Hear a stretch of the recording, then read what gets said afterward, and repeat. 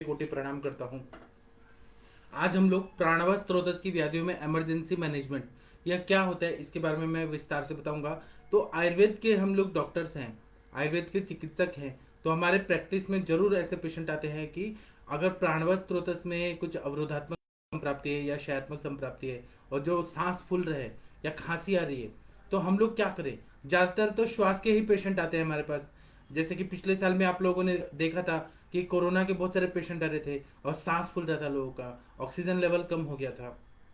तो ऐसे कंडीशन में हमें ये सोचना पड़ता है कि आयुर्वेद कितना कारगर सिद्ध होता है। और किया था आप लोग को शायद, आप लोग जो आयुष दर्पण के चिकित्सक हैं, कुछ पुराने चिकित्सक यहाँ जुड़े हैं, कुछ नए जुड़े हैं। पिछले साल भी इसी महीने में, अप्रैल महीना में, और उसके पिछले साल भी जब 2020 में शुरू हुआ था, उस टाइम पर भी आयुष दर्पण का प्रोग्राम चल रहा था। उस टाइम पर भी हम लोगों ने पेशेंट को दिया था ट्रीटमेंट और पेशेंट बहुत तरह से ठीक हुए थे।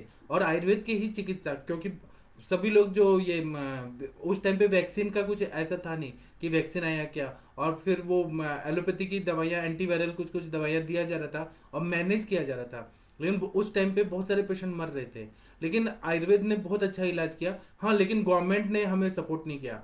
जो Indian council for medical research है, उन्होंने हमें क्लिनिकल ट्रायल्स का अलाउ ही नहीं किया। ऐसा गवर्नमेंट का रूल है। लेकिन कोई बात नहीं, हमारे जो चिकित्सक लोगों ने किया, मतलब अपने आयुर्वेदिक चिकित्सा से जो ट्रीटमेंट दिया, उसको तो बहुत ही धन्यवाद देना चाहिए और पुण्य मिलना चाहिए। हमारे आदरणीय गुरु जी वैद्य समीर जमदग्नि सर ने रस माधव वटी बनाया, और जो कोरोना के पहले प्रिकॉशन के लिए दिया जाता है। फिर माधव रसायन वटी बनाया, फिर माधव रसायन प्लस बनाया, और उससे बहुत अच्छा रिजल्ट आया। एक इंदौर के बहुत अच्छे डॉक्टर हैं, इंदौर नहीं, ग्वालियर के डॉक्टर हैं, जिनका नाम है डॉक्टर अनुज जैन। उन्होंने इतना बढ़िया काम किया ना, इतना बढ़िया काम किया, और उन्होंने पेशेंट दिखाए कि पहले कैसे पेशेंट थे, और उनकी चिकित्सा से, वो भी हमारे सर के ही स्टूडेंट है, बाद में चिकित्सा के बाद कैसे पेशेंट ठीक हुए, उन्होंने दिखाया, प्रूफ दिखाया। उसी तरह से एक बहुत अच्छे वैद्य हैं, वैद्य बालेंदु प्रकाश सर, आप लोग सब लोग जानते हैं, वो पद्मश्री हैं। उन्होंने भी पेशेंट्स को दिखाया कि उन्होंने जो दवाई बनाया उससे भी ठीक हुए बहुत सारे पेशेंट। बाबा रामदेव जी का, पतंजलि का जो ये कोरोनिल वगैरह जो मेडिसिन चला, उससे भी ठीक हुए पेशेंट। इसका मतलब ये नहीं है कि हम लोग बोलेंगे आयुर्वेद ने काम नहीं किया, लेकिन मेन प्रॉब्लम हुआ कि गवर्नमेंट, जो हम लोग बोलते हैं ना राजाश्रय, गवर्नमेंट का सपोर्ट वो नहीं मिला। लेकिन अभी मोदी जी ने बहुत अच्छा काम किया है। मोदी जी का आप लोगों ने भाषण सुना होगा कि अभी जो ये इंटरनेशनल कॉन्फ्रेंस चल रहा है, इसमें मोदी जी ने कहा है कि हम लोग जरूर इसको सपोर्ट करेंगे। और मोदी जी जो कर रहे हैं वो सच में आयुर्वेद के, एक तो सबसे पहले मोदी गवर्नमेंट जो आई, उनका कोटि कोटि प्रणाम, धन्यवाद मोदी जी को मैं देना चाहता हूँ कि उन्होंने एक मिनिस्ट्री बनाया, आयुष मिनिस्ट्री, और एक स्पेशल, मतलब आयुर्वेद के लिए उन्होंने एक रास्ता खोल दिया जो पहले नहीं था। इसके पहले भी बीजेपी गवर्नमेंट आई थी, तो अटल बिहारी वाजपेयी जी ने बहुत अच्छा काम किया था कि जितने भी अभी अपने ग्रंथ है उसको डिजिटलाइजेशन कर दिया था। तो वो कंप्यूटर में सारे ग्रंथ को उन्होंने काम शुरू किया था, लेकिन उनकी गवर्नमेंट रह नहीं पाई। लेकिन मतलब वो ज़्यादा उतना नहीं हुआ। और उन्होंने तो हेतुलिंग औषध कोश का भी निर्माण करवाया, यहाँ पर बहुत फेमस हुआ। हेतुलिंग औषध कि सारे हेतु निकालने हैं संहिताओं से, और सारे लक्षण निकालने हैं रेफरेंस के साथ, और औषधि कोश, ऐसा वाजपेयी गवर्नमेंट में हुआ। और मोदी गवर्नमेंट में तो इतना अच्छा हो रहा है, योगी जी भी बहुत अच्छा अच्छा कॉलेजेस खोल रहे हैं। तो जब राजश्रय मिलता है ना, तो कोई भी पैथी बहुत आगे बढ़ती है। अभी क्योंकि हमारे पास अभी इन्वेस्टिगेशन के लिए उतने लैब्स नहीं है, हमारे पास आईसीयूज नहीं है, हमारे पास ओपीडी जो गवर्नमेंट लेवल पे होना चाहिए वो नहीं है, राजश्रय नहीं है। और जो कॉलेजेस में पढ़ाया जाता है, जो प्राइवेट कॉलेजेस में होता है वो तो होता है, लेकिन जो गवर्नमेंट का एक होना चाहिए, और वो भी स्टैंडर्ड होना चाहिए कि एकदम साइंटिफिक पैरामीटर से हो, उतना अगर गवर्नमेंट सपोर्ट करे तो आयुर्वेद के चिकित्सक बहुत आगे जाते हैं। लेकिन जो भी हो रहा है स्टेप बाय स्टेप तो अच्छा हो रहा है। उन गवर्नमेंट का कार्य गवर्नमेंट कर रहे हैं, हमारा कार्य है कि हम लोग अपने चिकित्सा को और परफेक्ट करें और पढ़ाई करें, और हम लोग ना हर समय अलर्ट रहे कि हमारे पास किसी भी तरह का पेशेंट आए तो हमें चिकित्सा करना चाहिए। इसीलिए मैं आयुष दर्पण पे रोज आता हूँ। हमारे आदरणीय नवीन जोशी सर जरूर हमें ये प्लेटफॉर्म दिए हैं कि हम लोग कोशिश करते रहे, मेहनत करते रहे। अभी एक बार क्या हुआ ना कि एक कहानी है, एक बार राजा इंद्र हैं, जो देवताओं के राजा है, उन्होंने घोषणा कर ऋषि, और पहले के जमाने में ऋषि मुनि लोगों को सब पता चलता था कि देवता इंद्र क्या बोल रहे हैं, घोषणा कर रहे हैं, क्या कर रहे हैं। तो एक बार मतलब ऋषि मुनियों के थ्रू ऐसे पता चला कि इंद्र भगवान ने घोषणा कर दी है कि मैं 10 साल तक बारिश नहीं कराऊंगा भारत में। तो किसान लोग जो थे ना, वो क्या किए कि अपना हल लेके और वो जोतते रहे, वो अपना काम करते रहे। तो इंद्र भगवान को बहुत आश्चर्य हुआ कि मैंने तो घोषणा की है कि मैं बारिश ही नहीं करूंगा, और ये किसान बेवकूफ है क्या, ये तो अपना हल जोत रहे हैं, मेहनत कर रहे हैं, बारिश नहीं होगी इनको मालूम है तब भी क्यों कर रहे हैं। तो इंद्र भगवान आए और एक साधु बन के आए, और उन्होंने किसानों से पूछा कि क्यों भाई, जब इंद्र ने बोल दिया है कि बारिश नहीं होगी तो क्यों हल जोत रहे हो। तो वो क्या बोले किसान, उनका उत्तर इतना बढ़िया है, और ये कथा लिखी है पुराणों में लिखी है। तो वो जो किसान थे उन्होंने क्या बोला कि इंद्र भगवान अपना काम करते रहे, 10 साल बाद वो बारिश करे, लेकिन हम अपना काम जो है वो क्यों भूल जाए। हम नहीं तो हम 10 साल बैठे रहेंगे, निठल्ले बैठे रहेंगे, तो हम हल जोतना और खेत को पूरा ये करना वो हम भूल जाएंगे। तो हम अपना काम करते रहें, और वो इंद्र देवता अपना काम करते रहे। तो फिर बाद में झुक के जब उन्होंने देखा कि ये किसान तो इतना मेहनत कर रहे हैं, तो फिर देवता देवता होके भी, इंद्र देवता भी मनुष्य के आगे झुक गए, और बारिश हो गया, और फिर वो सब चीज अच्छा हो गया। इसी तरह से राजा हमें, भारत सरकार हमें सपोर्ट करे या ना करे, हमें अपना काम करते रहना है। एक समय ऐसा आएगा कि वह हमें पहला नंबर का पैथी मानेंगे। क्योंकि एलोपैथी, मैं किसी का विरोध नहीं कर रहा हूँ, बस मैं एक बात बोल रहा हूँ कि एलोपैथी में कोई भी बीमारी का जड़ से इलाज नहीं है। वो लोग इन्वेस्टिगेशंस में सबसे नंबर वन है, क्योंकि उनके पास टेक्नोलॉजी है, आज के ज़माने की टेक्नोलॉजी है। आजकल हमारे पास मोबाइल फ़ोन है, हमारे पास सैटेलाइट्स है, तो वो टेक्नोलॉजी का यूज़ करके मतलब अल्ट्रासोनोग्राफी अच्छा कर लेते हैं वो लोग, डायग्नोस्टिक उनका सब अच्छा है। फिर उसके बाद पैथोलॉजी लैब्स उनके इतने अच्छे हैं, एडवांस्ड हैं, वो चाहिए, हमें चाहिए। उसी तरह से MRI, CT scan, 3D x ray, ये बहुत सारा टेक्नोलॉजी आ गया है। तो वो एलोपैथी साइंस है, वो टेक्नोलॉजी में नंबर वन है। आयुर्वेद में उतना नहीं है, क्योंकि आयुर्वेद में कैसा हुआ है कि जब अलाउद्दीन खिलजी और बहुत सारे मुस्लिम आक्रमणकारी आक्रांता है, तो उन्होंने आयुर्वेद को पूरी तरह से नष्ट किया, और पूरा इस्लाम को करने के लिए तलवार की नोक पे सारे मंदिर और यहाँ के विश्वविद्यालय उड़ा दिए। और नालंदा यूनिवर्सिटी तो अलाउद्दीन खिलजी ने उड़ाया था, तो उसने 27 डेज तक किताब जली थी, इतना उसने विध्वंस किया था। तो हमारा बहुत सारा साइंस गायब हो गया। बाद में बौद्ध धर्म आया, जैन धर्म आया, उन्होंने तो सर्जरी बंद कर दिया कि सर्जरी नहीं करना है। ऐसे बहुत सारे कारण। फिर कास्टिज्म आ गया कि ब्राह्मण लोग केवल ब्राह्मणों को सिखाएंगे, दूसरे कास्ट को नहीं सिखाएंगे, और स्त्रियों को पढ़ने का अधिकार हटा दो, पर्दे में रखो, ऐसे बहुत सारी चीजें आ गई। और वो जो पर्दा सिस्टम था वो आक्रांताओं से बचाने के लिए, कि अपने बहन बेटियों को, बहुओं को बचाने के लिए हम लोग पर्दा सिस्टम में रखेंगे। उस टाइम पे वो जरूरत था वो किया, लेकिन शिक्षा से स्त्रियों को दूर कर दिया गया। ये गलत हुआ, मेरे हिसाब से गलत हुआ। स्त्रियों को तो ज्ञान पढ़ाई और लिखाई में तो रखना चाहिए था कम से कम। तो ये बहुत सारा ये हुआ, इसलिए आयुर्वेद पीछे चला गया। ऊपर से दिमाग पर असर हो गया कि अंग्रेज, गोरी गोरी चमड़ी वाले अंग्रेज जो बोलते हैं वही सच है, अपना भारतीय जो है वो एकदम गलत है, और आयुर्वेद में इतना वो नहीं है। तो बहुत सारे लोगों ने आयुर्वेद का पैथी पे विश्वास ही करना छोड़ दिया, वैद्य लोग ने भी खुद ही छोड़ दिया, तो फिर दूसरे बात के क्या करेंगे। तो ऐसा है ना, लेकिन आयुर्वेद साइंस खराब नहीं है, आयुर्वेद को करने वाले लोग को विश्वास नहीं होता है। जो हुआ निगेटिव चीजें हम नहीं सोचेंगे, हम पॉजिटिव से चीजें सोचेंगे कि कोरोना टाइम में जितने चिकित्सक लोगों ने अच्छा काम किया है, उसी को हमें और प्रोत्साहित करके हमें और बढ़ाना है।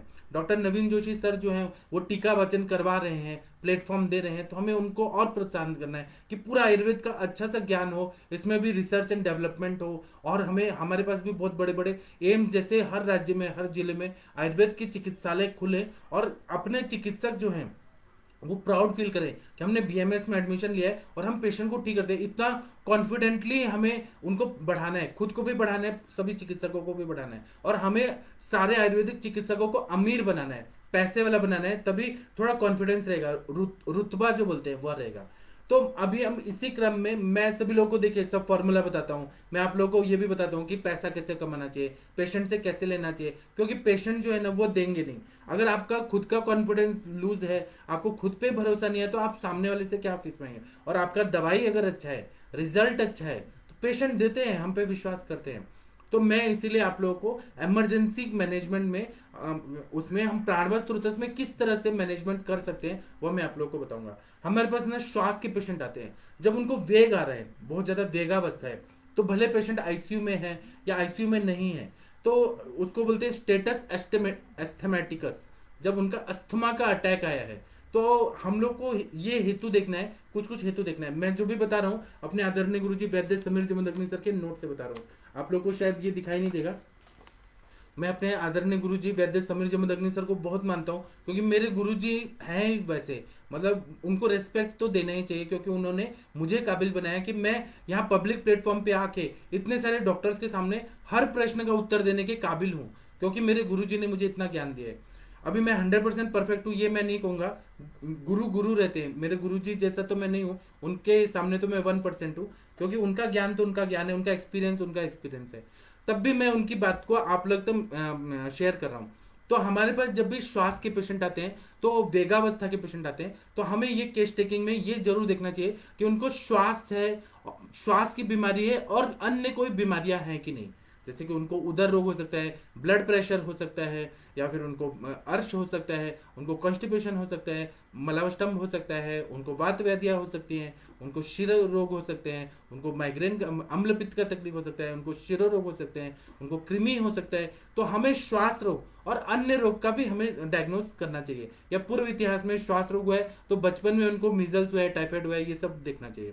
दूसरा क्या है कि पेशेंट हमारे पास जब श्वास के आ रहे हैं तो उनको एलर्जिक श्वास ऐसा प्रॉब्लम है क्या कि किसी किसी चीज से एलर्जी हो गई, उनको श्वास का वेग लगता है, जैसे कि पोलन ग्रेन्स हो गया, परफ्यूम्स हो गए, डिओड्रेंट्स हो गए, बहुत सारे अगरबत्तियां हो गई। मेरे पास अभी 2 दिन पहले एक डॉक्टर आई थी मिलने के लिए, और मैंने अगरबत्ती लगाया था अपने क्लिनिक में, और अगरबत्ती को स्मेल करते उनका सांस फूलने लगा।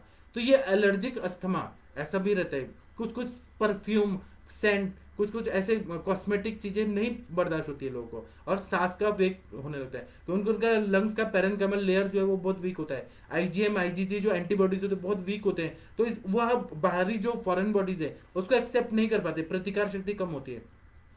तो हमें यह जानना बहुत जरूरी है कि एलर्जिक अस्थमा है क्या, यह अगर है इतिहास में उसको हमें रूल आउट करना चाहिए। उसी तरह से कभी कभी अस्थमा जो उसका अटैक आया तो स्टेरॉइड्स बंद करने की वजह से उनको अस्थमा का अटैक आ रहा है क्या। अगर स्टेरॉइड बंद करने की वजह से, क्योंकि विड्रॉल सिम्टम्स हो रहे हैं, स्टेरॉइड किसी और बीमारी के लिए भी चल सकते हैं या अस्थमा के लिए भी, वाइसुलिन या प्रेडनिसोलोन ऐसे बहुत सारे स्टेरॉइड्स का सेवन कंटिन्यू हो रहा है क्या, और अचानक बंद कर दिया इसलिए अस्थमा का अटैक आया क्या। तो ये हमें रूल आउट करना चाहिए। इसी तरह से मिथ्याहार विहार क्या है क्या, मिथ्याहार विहार का मतलब क्या है कि उल्टा पुल्टा खाया क्या, कि पेशेंट ने दही खा के दिन में सोए हैं क्या। और अपने चरक संहिता में क्या बता रहे हैं, शयात संधारणा रोक्षात व्यायामात शुद्धता प्राणवाहिनी दुष्यंती स्त्रोतसा अन्य दारू नहीं। मतलब क्षय से, अगर धातुओं का क्षय हो गया है बहुत ज्यादा, उसी तरह से वेगों का धारण किया है, पेशेंट को आदत है बार बार की मल मूत्र और अपान वायु का वो धारण कर रहे हैं, शरीर में रुक्षता बहुत बड़ी है रात्रि जागरण की वजह से, और घी कम खाने की वजह से, स्प्राउटेड चीजें ज्यादा खाने से, ग्रीन लीफी वेजिटेबल ज्यादा खाने की वजह से, अति मैथुन करने की वजह से, अति रात्रि जागरण करने की वजह से, अति काम शोक भय ये करने से, काम शोक भयाद वायु जो बोला है, अति क्रोध में रह रहे हैं तो पित्त का हो रहा है, लेकिन पित्त का इन्वॉल्वमेंट हो कि भी वायु का प्रकोप हो रहा है कि चिंता में पेशेंट बहुत ज्यादा रह रहे हैं, तो क्रोधात पित्तम जो बोला है, लेकिन पेशेंट बहुत ज्यादा चिंता में रह रहे हैं, तो रसक्षय भी हो रहा है और वायु का प्रकोप भी हो रहा है, शोक में भी रह रहे हैं, भय में भी रह रहे हैं, काम वासना में भी रह रहे हैं, तो ये वायु का प्रकोप करने का कारण रहता है। तो इसी तरह से, और फिर अति व्यायाम अगर हो रहा है, पेशेंट खाना खाते ही बहुत ज्यादा जिम में जा रहा है, हैवी वर्कआउट कर रहा है, तो यह भी वायु का प्रकोप कारण होता है। फिर शुद्धि तस्य, पेशेंट खाना ही नहीं खा रहा है, उसको भूख लगती है लेकिन वो खाना ही नहीं खाता है, खाना स्किप करता है, इसलिए भी प्राण वाहिनियां जो है वो दुष्ट हो जाती है। प्राण वाहिनी दुष्यंती स्त्रोत सा अन्य दारू नहीं, अन्य जो हेतु रहते हैं, अन्य व्याधियां होती है, उसकी वजह से भी प्राणव स्त्रोत दुष्ट हो जाता है। तो ये हमें, और इसमें मांस धातु, रस धातु और रक्त धातु इसका दृष्टि अपेक्षित रहता है, तभी ये हो जाता है। अब इसमें क्या सिम्टम्स आते हैं, अगर हमने हेतु सेवन किया तो इसमें क्या, प्राणव स्त्रोत की दृष्टि में, और श्वास का वेग लग रहा है, बहुत ज्यादा अस्थमा का अटैक है, तो क्या होता है, तो चरक विमान स्थान 5वां में 1 नंबर का श्लोक में क्या बताए, अति श्रेष्ठा मति बद्धम कुपिताल्पाल्पम विष्णम वा सशब्द शूल मशु संतम दृष्टवा प्राण वाहिन्य स्त्रोतांसी प्रदुष्टानी तिथि विद्यात। कितना बढ़िया बता रहे हैं, इसमें बता रहे हैं कि श्वास वेग अधिक बढ़ जाता है, मतलब सांस बहुत ज्यादा ज्यादा फूलने लगता है और प्रति मिनट उसकी गति बढ़ जाती है। उसी तरह से श्वास गति कम हो जाती है, अंदर सांस लेना बहुत मुश्किल होने लगता है, श्वास कृच्छता हो जाती है। उसी तरह से उच्छ्वास जो है, मतलब अंदर से जो निकलने वाला है वो अच्छे से नहीं निकल पाता है, श्वास में रुकावट आने लगती है बहुत ज्यादा। फिर श्वास और उच्छ्वास का जो रिदम है वो बिगड़ जाता है, और दीर्घ उच्छ्वास निर्माण होता है, सांस छोड़ने में उसको बहुत ज्यादा तकलीफ होने लगती है। सशूल श्वास, मतलब बहुत आवाज करके उसको श्वास का वेग लगने लगता है, जिसको हम बोलते हैं कि रोंकाई हो रहा है या फिर क्रिपिटेशंस हो रहे हैं। रोंकाई में कबूतर की बोलने की तरह आवाज आने लगती है। पेशेंट ने बहुत ज्यादा जैसे बोलते हैं कि ये होता है महाश्वास, उसमें कैसी तरह से, जिस तरह से बैल बोलता है उस तरह से उपमा देके बताया कि बैल की बोलने की तरह श्वास का वेग लगने लगता है। एलोपैथी साइंस में क्या करते हैं, ब्रोंकोडायलेटर देते हैं या एस्थेलिन देते हैं। एस्थेलिन का पंप ले लिया, पेशेंट को अच्छा लग गया, और वो ब्रोंकोडायलेटर रहता है, टेम्पररी वो काम करता है, या एस्थेलिन दे देते हैं तो उससे वो अटैक कम हो जाता है। लेकिन ये इलाज नहीं है, हम उसके बारे में बाद में बात करेंगे, पहले सिम्टम देखिए। तो इसमें ये बता रहे हैं कि सशब्द श्वास, आवाज करके सांस फूलने लगता है, फिर उसी तरह से हिचकी भी आने लगती है कभी कभी। तो ये सारे हैं प्राणव स्त्रोतस की दुष्टि के सिम्टम्स रहते हैं।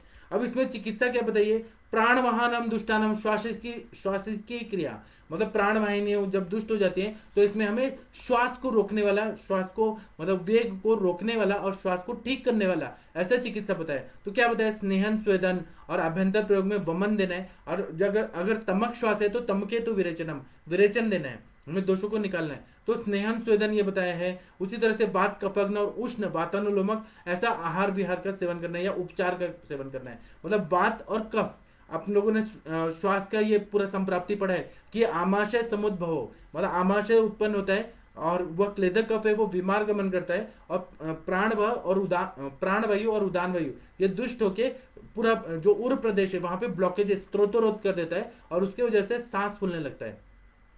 तो ऐसे कंडीशन में वात और कफ, क्योंकि वायु की वजह से रुक्षता आ जाती है, श्वास नलिका में रुक्षता आती है, संकुचित हो जाती है, और कफ की वजह से स्टैंता बढ़ता है बहुत ज्यादा, और वह कफ जाके जमा हो जाता है। इसकी वजह से श्वास लेना और छोड़ना, ये श्वासावरोध होता है, वायु की वजह से भी हो रहा है क्योंकि रुक्षता बढ़ी है और संकोच हो गया है, और कफ की वजह से भी बहुत ज्यादा स्टैंता की वजह से सांस लेने में तकलीफ हो रही है। तो हमें चिकित्सा क्या करना है कि वातानुलोमक, वायु को शमन करने वाला, मतलब वृक्ष को शमन करने वाला स्निग्ध चिकित्सा, और उसी तरह से कफ को शमन करने वाली उष्ण चिकित्सा, इस तरह से हमें डिजाइन करना पड़ता है। आगे मैं बताऊंगा, उष्ण चिकित्सा करना पड़ता है, वातानुलोमक वायु को अनुलोमित करने वाला, प्राण वायु को अनुलोमित करने वाला, उदान वायु अपान वायु सबको अनुलोमित करने वाला चिकित्सा देना पड़ता है। तो इसके लिए हम लोग क्या करते हैं, पिपली का प्रयोग करते हैं। आप लोगों ने को मालूम है कि श्वास की व्याधियों में पिपली का प्रयोग करते हैं। मैं अभी इमरजेंसी वाले भी बताऊंगा, लेकिन एक बार मैं ये कॉमन चीज बता देता हूँ। पिपली का प्रयोग करते हैं, भल्लातक का प्रयोग करते हैं, आमलकी का प्रयोग करते हैं, कस्तूरी का प्रयोग करते हैं।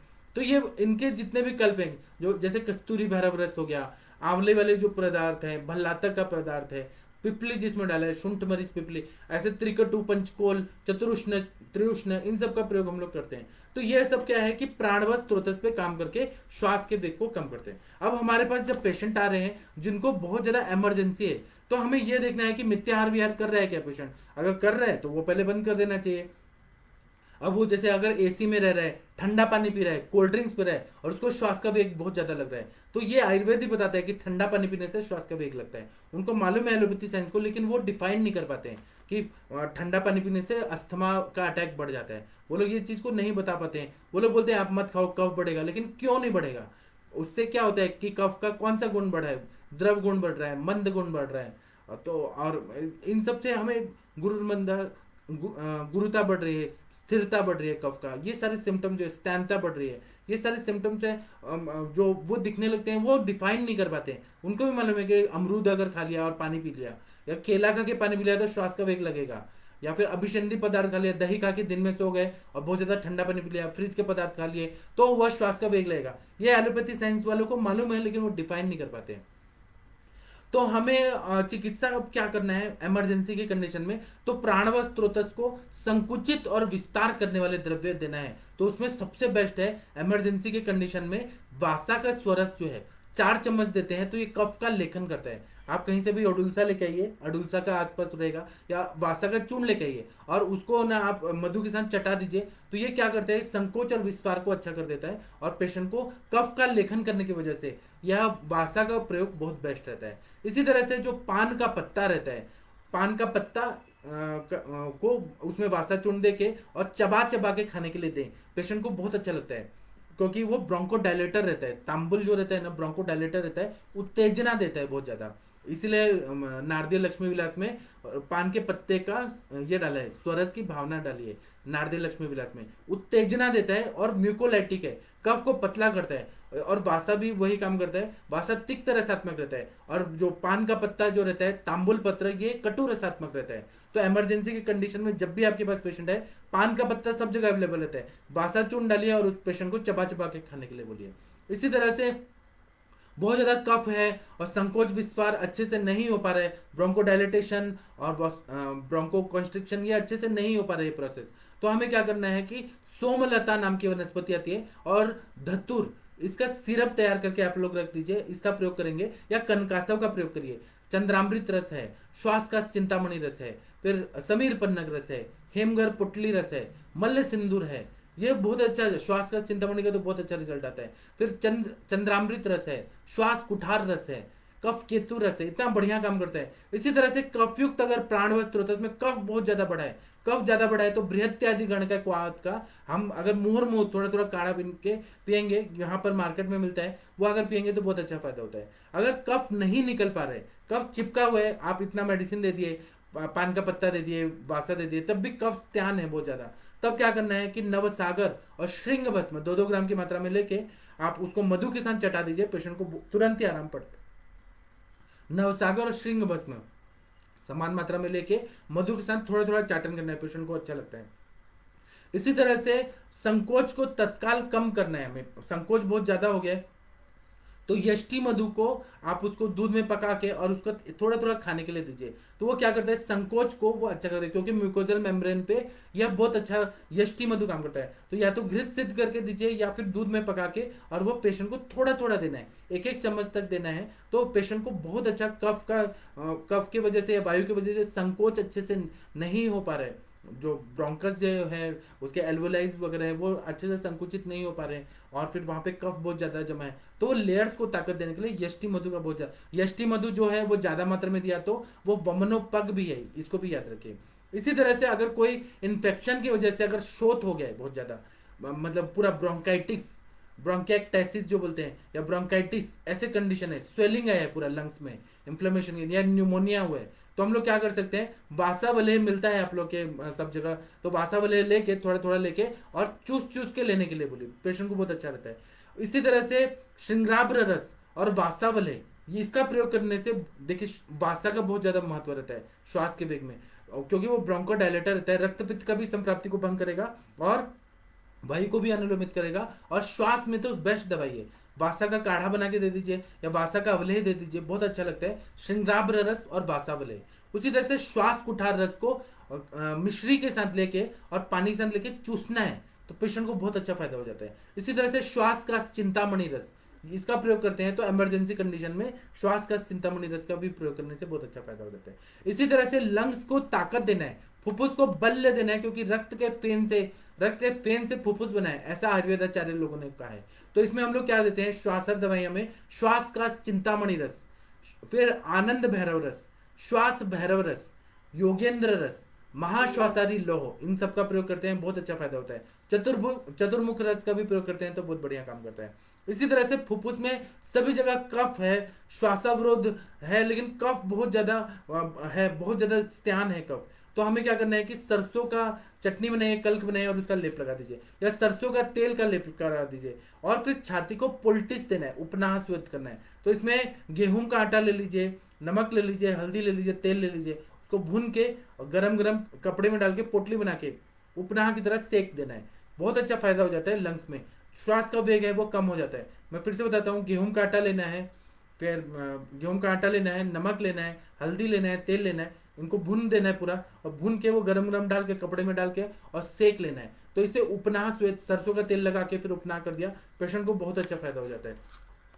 इसी तरह से हम लोग इसमें और भी बहुत सारी दवाइयां दे सकते हैं, मैं आप लोगों को आगे और भी बताता हूँ। आप लोग मुझे बहुत अच्छे लगते हैं, मैं आप लोगों को कुछ और भी दवाइयां बताता हूँ, जैसे रस सिंदूर है, उसका प्रयोग करते हैं तो बहुत अच्छा फायदा हो जाता है। उसी तरह से चतुष्षष्टि पिपली या 64 प्रहरी पिपली का प्रयोग हम लोग करते हैं। लॉन्ग टर्म में अगर पिपली रसायन का प्रयोग करते हैं, वर्धमान पिपली रसायन का प्रयोग करते हैं तो बहुत अच्छा फायदा होता है। धात्री अवलेह का प्रयोग करते हैं, च्यवन प्राशावलेह का प्रयोग करते हैं तो बहुत अच्छा फायदा हो जाता है। इसी तरह से हम लोग श्वास में मनशिला के प्रयोग करते हैं, धतुर पत्र का प्रयोग करते हैं, यष्टि मधु का प्रयोग करते हैं, समीर पन्नग रस का प्रयोग करते हैं, कंटकारी अवलेह, कंटकारी घृत का प्रयोग करते हैं, फिर श्लेष्मांतक रस का प्रयोग करते हैं, श्वास कुठार रस का प्रयोग करते हैं, चतुर्भुज रस का प्रयोग करते हैं, मल्ल सिंदूर, कनकासव, और फिर कभी कभी हम लोग महानारायण तेल को पीने के लिए देते हैं, तो उससे श्वास वाहिनियां जो रहती है वो स्निग्ध हो जाती है, पेशेंट को बहुत अच्छा फायदा होता है। कभी कभी हम लोग चंदन मला लाक्षादी तेल पीने के लिए देते हैं, एक एक चम्मच सुबह शाम देना है, ज्यादा नहीं देना है, तो इससे बहुत अच्छा फायदा हो जाता है। इसी तरह से नारायण तेल को यष्टि मधु का फांट में नारायण तेल डाल के थोड़ा सा 1 चम्मच डाल के और पेशेंट को पीने के लिए दीजिए, इससे बहुत अच्छा फायदा हो जाता है। और पथ्या पत्ते तो देना बहुत जरूरी रहता है। और मैं कुछ और भी बताऊं, श्वास कुठार रस है, अगर पित्त जन्य संप्राप्ति है तो सुचेकर रस, कर्पूर आदि चूर्ण का प्रयोग करने से बहुत अच्छा फायदा होता है। अगर इमरजेंसी की कंडीशन है तो हमें हेमगर्भ, हेमगर्भ पोटली रस, अब्रक भस्म, हिमाब्र सिंदूर रस, या फिर हम लोग रस सिंदूर, इनका प्रयोग करते हैं। बृहत्वाद चिंतामणि रस, श्वास चिंतामणि रस, श्लेष्मांतक रस का प्रयोग करते हैं तो बहुत अच्छा फायदा होता है। भल्लातक आसव का प्रयोग करते हैं तो बहुत अच्छा फायदा होता है। सम शर्कर चूर्ण है, हिंगवाष्टक चूर्ण जो वायु का अनुलमन करता है, कर्पूर आदि चूर्ण है, इसका प्रयोग करते हैं। परपट्टी कल्प में रस परपट्टी का प्रयोग करते हैं। अब हमें यह देखना है कि श्वास लग रहा है तो ग्रहणी की वजह से लग रहा है, अर्श की वजह से लग रहा है, कौन सा कंडीशन की वजह से श्वास का वेग आ गया। उसी तरह से पेशेंट को कोष्ण जल पीने के लिए देना चाहिए तो पेशेंट को बहुत अच्छा लगता है। इसी तरह से हमारे पास पेशेंट आते हैं तो कभी कभी खांसी भी रहती है और श्वास का भी वेग लग रहा रहता है, तो उस कंडीशन में हम लोग को बहुत सारे ऐसे द्रव्य देना चाहिए, जैसे कि चंद्रामृत रस है। चंद्रामृत रस देने से बहुत अच्छा फायदा होता है, पेशेंट का खांसी भी ठीक हो जाता है और पेशेंट को ना ये श्वास का वेग भी है उसमें भी बहुत अच्छा फायदा हो जाता है। और खाने में हमें लघु और कभी शयात्मक संप्राप्ति है कि स्त्रोतोरोध है, उस हिसाब से हम लोग अगर शयात्मक संप्राप्ति तो बृहण चिकित्सा, लघु और संतर्पक कारक, ऐसा चिकित्सा करना पड़ता है। अगर बहुत ज्यादा स्त्रोतोरोध है तो वहां आम पाचन, दीपन पाचन, लेखन करने वाले द्रव्यों का प्रयोग करना पड़ता है। इसी तरह से हम लोग ने जब चिकित्सा करते हैं तो हम लोग बल्य और बृहणीय गण के द्रव्य देते हैं, जैसे मेदा, महामेदा, अतिबला, यष्टि मधु, इनका प्रयोग करते हैं। और द्राक्षावलय, सीतोपलादी चूर्ण, वासावल, सीतोपलादी चूर्ण तो राजयक्ष्मा में बताया श्वास का व्याधि में बहुत अच्छा काम करता है, तो इसलिए सीतोपलादी चूर्ण का प्रयोग करते हैं। खदिरादि वटी, भल्लातक आसव, भल्लातक परपटी, समीर पन्नग रस, मनशिला, धतुर पत्र, बाजरे का आटा कभी कभी खाने में देना पड़ता है। दशमूलादि घृत का प्रयोग करना पड़ता है। फिर गुड़ुच्च आदि घृत का प्रयोग करते हैं। कंटकारी घृत का प्रयोग करते हैं। कंटकारी अवलेह का प्रयोग करते हैं। हरित के आदि अवलेह, पद्म का आदि अवलेह का प्रयोग करते हैं। हेमगर पोटली रस का प्रयोग करते हैं। महालक्ष्मी विलास रस, महालक्ष्मी विलास रस, त्रैलोक की चिंतामणि, इनका बहुत अच्छा रोल रहता है। वसंत कुसुमाकर रस, लघु मालिनी वसंत, स्वर्ण मालिनी वसंत, मधु मालिनी वसंत, वसंत कल्पों का बहुत अच्छा रोल रहता है। फिर नागगुटी, चतुर्मुख रस, सहस्रपुटी अभ्रक भस्म, वासा हिंगुल, फिर मरीच्यादि चूर्ण, चित्रकादि चूर्ण, समश्वरकर चूर्ण, ऐसे बहुत सारे द्रव्य हैं जिसका प्रयोग हम लोग करते हैं। पेशेंट का दुष्यम देशम कालम प्रकृति अनलम वयः, यह देख के दुष्य देखना है, दोष देखना है, प्रकृति देखना है, अग्नि देखना है और देश देखना है, काल देखना है, साथ में देखना है पेशेंट को क्या सूट करता है। कभी कभी कुछ पेशेंट ऐसे आते हैं, अगर हमने उनको त्रिकटु दिया या चित्रक के कल्प दिए, मुंह में छाले आ जाते हैं, तो उनको चित्रक वाले कल्प नहीं देना है, चित्रकादि अवलेह नहीं देना है। जिनको सूट करते हैं उनको चित्रकादि अवलेह दीजिए। ऐसा पेशेंट टू पेशेंट, कभी कभी महामृत्युंजय रस देते हैं, आनंद भैरव रस देते हैं, नारदीय लक्ष्मी विलास देते हैं या नॉर्मल लक्ष्मी विलास रस देते हैं, बहुत अच्छा फायदा हो जाता है। तो मैंने अपने सर का जो है नोट्स उससे बताने का कोशिश किया। आप लोग देखिए, पेशेंट टू पेशेंट हर ट्रीटमेंट चेंज होता है, एक प्रोटोकॉल नहीं रहता है। इसमें बस यही ट्रीटमेंट रहता है कि वायु का अनुलोमन करना है, दीपन पाचन करना है, कफ को जो स्त्यान कफ जमा हो गया, स्त्रोतरोध है, उसको ठीक करना है। अगर क्षय की संप्राप्ति है तो ब्रीहण करना है, रुक्षता बढ़ गई है तो स्नेहन करना है। ये जो बेसिक चीजें हैं ना, इसको हम लोग करते हैं, अच्छे से एकदम मैनेज हो जाते हैं, पेशेंट का जिंदगी बढ़ जाता है। O2 लेवल अगर कम हो रहा है तो सेचुरेशन भी अच्छा हो जाता है, पेशेंट को बचाया जा सकता है। और अगर हम दीपन पाचन नहीं देखेंगे तो अब पेशेंट को, जैसे कि कोरोना काल में एलोपैथी डॉक्टर्स ने क्या किया कि आप पनीर खाइए, आप दही खाइए, हाई प्रोटीन चीज खाइए, ये खाइए वो खाइए, उससे गुरुता बढ़ी, अग्नि मान्यता होकर पेशेंट की डेथ हो गई, आईसीयू में ही पेशेंट तड़प तड़प के मर गए, क्योंकि अग्नि का कॉन्सेप्ट ही नहीं है। भूख नहीं लगे तब भी क्यों खाना खाना है। और आयुर्वेद में जो श्वास का मैनेजमेंट में हम लोग बस्ती का प्रयोग करते हैं, तेल का अनुवासन बस्ती या मात्रा बस्ती देते हैं या निरू देते हैं, उसका इतना अच्छा है कि वायु को अनुलोमित कर देता है, जो श्वास का रिफ्लेक्स आ रहा है वो कम हो जाता है। तो और कभी कभी हम लोग को प्रदमन नस्य देना पड़ता है, श्वास कुठार रस का प्रदमन नस्य दे दिया तो बहुत बढ़िया काम करता है। पेशेंट टू पेशेंट ये डिपेंड करता है। पिछले साल तो इतना मजा आता था, आयुष दर्पण पे 100 फुल रहते थे जूम पे, और पूरा फेसबुक के सारे लोग आ जाते थे, और इतना बढ़िया बढ़िया इलाज बताया गया, अलग अलग कंडीशन में हम लोग रोज डिस्कस करते थे। और एक डॉक्टर श्रुति निगम मैम है, उनके पास क्या हुआ कि पिछले साल की बात है, आप लोग जानते होंगे डॉक्टर श्रुति निगम मैम, उन्होंने हॉस्पिटल खोला है, 2 हॉस्पिटल है उनके, और एलोपैथी का उनके हस्बैंड पूरा प्रैक्टिस करते हैं, एमडी डॉक्टर हैं, आयुर्वेद के ही डॉक्टर हैं, लेकिन वो लोग एलोपैथी करते हैं। एक बार क्या हुआ कि पिछले साल की बात है, अप्रैल महीना चल रहा था, और उनके पास 40 कोरोना पॉजिटिव पेशेंट थे, और उनके पास सिलेंडर केवल 10 या 12 ही थे, और फिर वो क्या दें, तो फिर उन्होंने, वो बहुत परेशान हो गए और ऑक्सीजन मिल नहीं रहा था, तो वो फोन पे फोन लगा रही थी। अब रात भर बिना ऑक्सीजन के पेशेंट को कैसे मैनेज करें, आईसीयू वाले पेशेंट को, अगर नहीं करेंगी तो पेशेंट मर जाएंगे।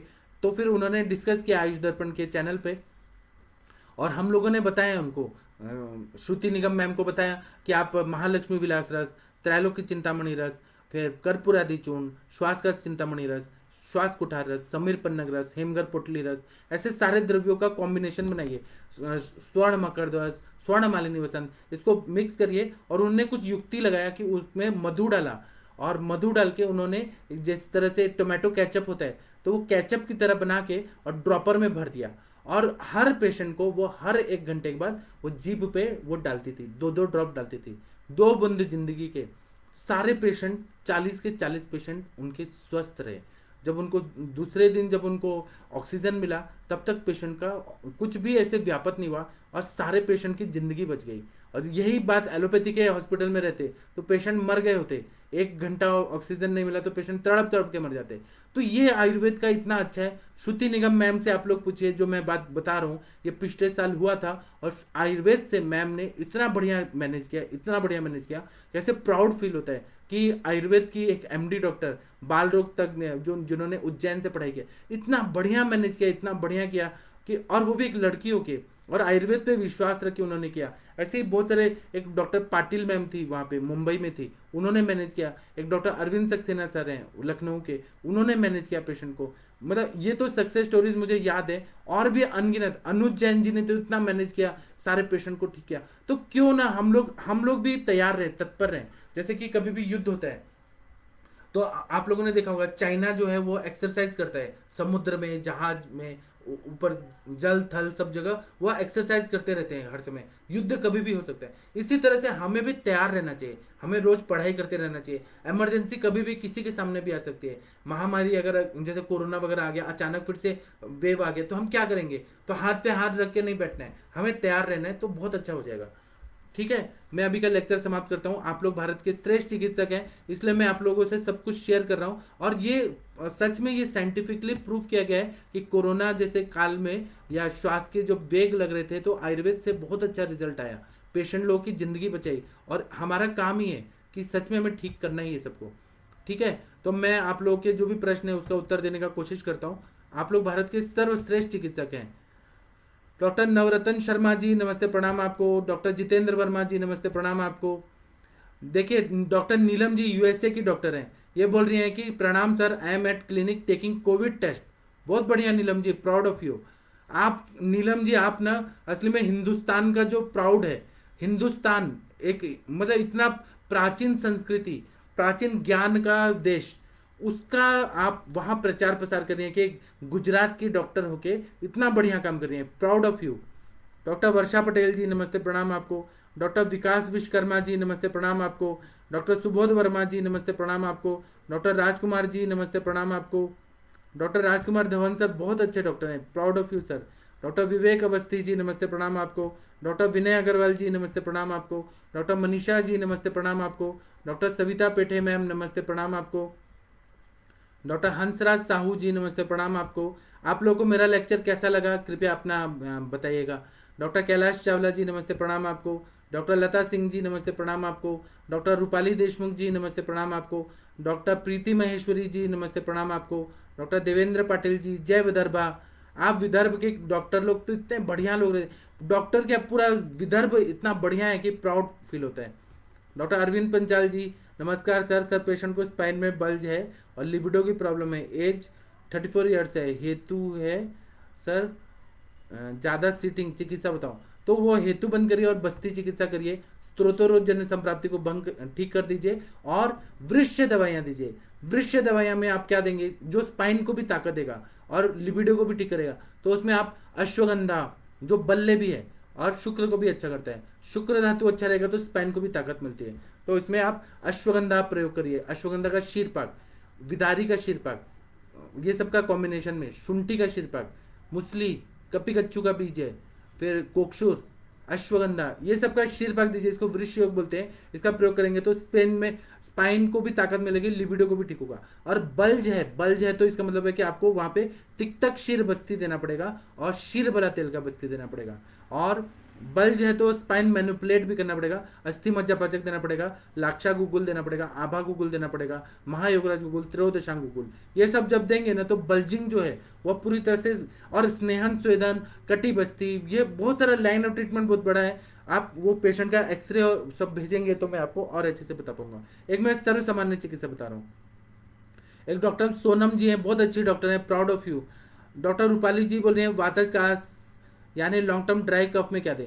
अब यहाँ पे वायु का रुक्ष गुण बढ़ा है, रुक्षता इतनी ज्यादा बढ़ी है और कफ को निकल नहीं पा रहा है, तो इसमें स्नेह देना है, हमें घी देना है। आप कोई भी दवाई दीजिए, कर्पूर आदि चूर्ण दीजिए, सीतोपल आदि चूर्ण दीजिए, तालीस आदि चूर्ण दीजिए, या फिर कर्पूर आदि वटी, या फिर तालीस आदि वटी, या फिर एलादि वटी, कर्पूर आदि चूर्ण, ऐसे कुछ भी दवाई दीजिए, उसमें घृत का अनुपान जरूर रखें। या फिर कंटकारी घृत है, पिपल्यादि घृत है, शतावरी घृत है, अश्वगंधा घृत है, विदार्यादि घृत है, ऐसे घृत का सेवन कराएंगी तो ड्राई कफ में बहुत अच्छा फायदा हो जाता है। और अभी अगर आपको पॉसिबल है तो सद्य वमन दे दें, पेशेंट अगर बल अच्छा है तो सद्य वमन दे दें, और वमन देने के बाद थोड़ा संसर्जन गर्म करके फिर रसायन दे तो बहुत अच्छा पेशेंट को फायदा हो जाता है।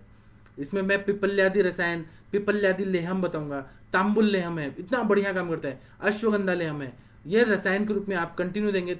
या फिर आप अब्रक भस्म दीजिए, या रस सिंदूर दीजिए, समीर पन्नग रस दीजिए, श्वास का चिंतामणि दीजिए, श्वास कुठार रस दीजिए, चंद्रामृत रस दीजिए। आप सिंपल चंद्रामृत रस और कनकासव ये अगर दे देंगे ना पेशेंट का वातज का, और घृत के साथ देना है। कोई भी द्रव्य जो कटु रसात्मक आप दे रही हैं तो उसमें आपको घृत का सेवन जरूर कराना है, तो ड्राइनेस कम हो जाता है स्नेहन होने की वजह से, पेशेंट को पता चल जाता है। और कफ को भी वो कटु रस वाले द्रव्य, चंद्रामृत रस हो गया, महामृत्युंजय लव हो गया, महामृत्युंजय रस हो गया, आनंद भैरव रस हो गया, श्वास का चिंतामणि रस हो गया, रसकल्प तो इतना बढ़िया बढ़िया आयुर्वेद में कि क्या बताएं। ठीक है।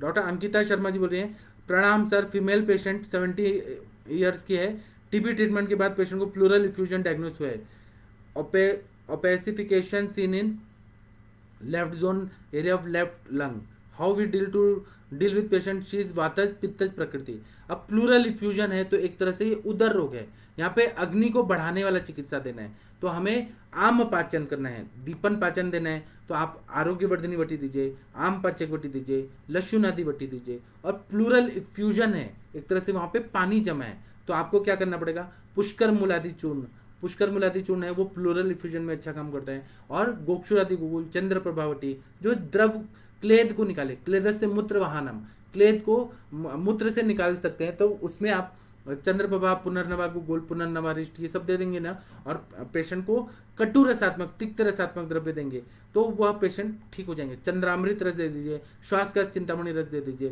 स्नेहन स्वेदन करा दीजिए, पेशेंट को पॉसिबल है तो वमन या विरेचन करा दीजिए। और ये सब भी नहीं हुआ है और टीबी का ट्रीटमेंट के बाद ये हुआ है प्लूरल इफ्यूजन, तो आपको उसमें टीबी पे जो दवाई, आयुर्वेद की दवाइयां जो करती है, क्योंकि यक्ष्मा का जो जंतु है, जो ट्यूबरकुलन बैसिल है, उसको यक्ष्मा के जंतु बोला जाता है, यक्ष्मा व्याधि बोला है, और बाद में वो राज यक्ष्मा हो जाता है, तो उसमें हम लोग राज मृगांक रस देते हैं, श्वास का चिंतामणि रस देते हैं, स्वर्ण मालिनी वसंत देते हैं। फिर स्वर्ण मालिनी वसंत आप पढ़िए, उसमें जो बताया है कि उसमें खरपर है, खरपर के जितने योग है ना, वसंत कल्प, या टीबी के पेशेंट में बेस्ट काम करते हैं, वजन भी बढ़ा देते हैं, ताकत भी देते हैं, प्लूरल इफ्यूजन में बहुत अच्छा काम करता है। समीर पन्नग रस है, श्वास का चिंतामणि है, रस सिंदूर है, ये सब का चाटन बना के देंगे ना पेशेंट को बहुत अच्छा फायदा होगा। और पुष्कर मूल चूर्ण है, यष्टि मधु चूर्ण है। हम लोग क्या करते हैं, प्लूरल इफ्यूजन में पानी को निकालते हैं, वहां पे अंदर के लेयर्स को ताकत देते हैं, तो रक्त पाचक भी दे देंगे तो वो बहुत अच्छा काम करता है, क्योंकि रक्त पाचक में सारे तिक्त रसात्मक द्रव्य हैं,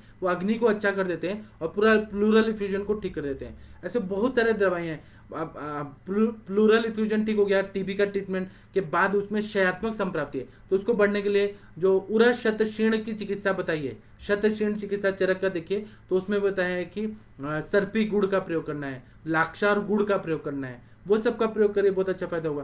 फिर पिपल आदि ले हम, मैं बहुत सारा बता रहा हूँ, सब नहीं देना है, जो जो आप सेलेक्ट करें वो दे दीजिए। तो पिपल आदि ले हम है, फिर वर्धमान पिपली रसायन से प्लूरल इफ्यूजन पूरी तरह से ठीक हो जाता है, वर्धमान पिपली रसायन का बेस्ट रिजल्ट है। फिर त्रिकटु चूर्ण है, पंचकोल चूर्ण है, चतुरश्न चूर्ण है, इसको घृत के साथ दे दीजिए, चाटन सुबह शाम दे देंगे तो पेशेंट को अच्छा फायदा हो जाता है।